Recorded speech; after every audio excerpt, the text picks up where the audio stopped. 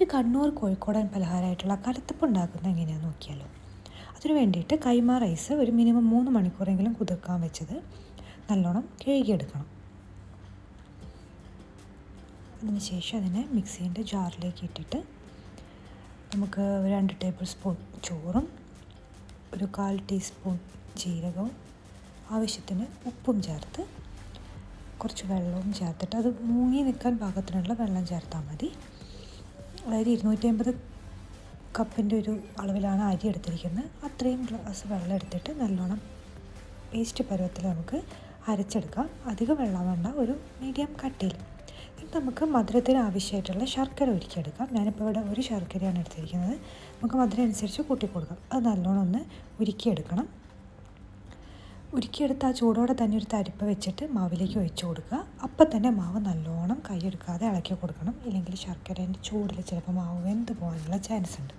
അപ്പം നല്ലോണം കൈയെടുക്കാതെ ഇളക്കി കൊടുത്തുകൊണ്ടിരിക്കുക.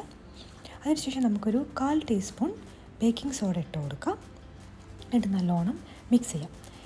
ഈ ഒരു റൂം ടെമ്പറേച്ചറിൽ തന്നെ വേണം നമുക്കതിനെ വേവിച്ചെടുക്കാൻ. അപ്പം അതിന് മുമ്പേ നമുക്ക് പെട്ടെന്ന് തേങ്ങാക്കൊത്തും പിന്നെ കുറച്ച് ചെറിയ ഉള്ളിയും കൂടി ഒന്ന് മൂപ്പിച്ചെടുക്കാം.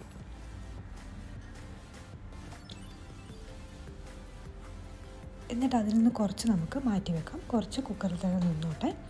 ഇതിപ്പോൾ ഞാനിവിടെ അലൂമിനിയം കുക്കറാണ് എടുത്തിരിക്കുന്നത്, സ്റ്റീലിൻ്റെ കുക്കറല്ല.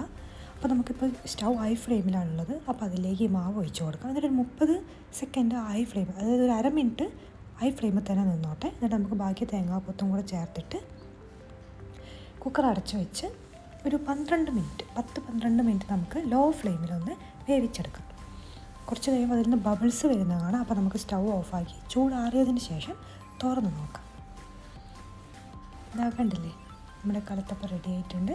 നല്ല സ്പോഞ്ചി ആയിട്ട് നല്ല നാരൊക്കെ വന്നിട്ട് നല്ലൊരു കലത്തപ്പം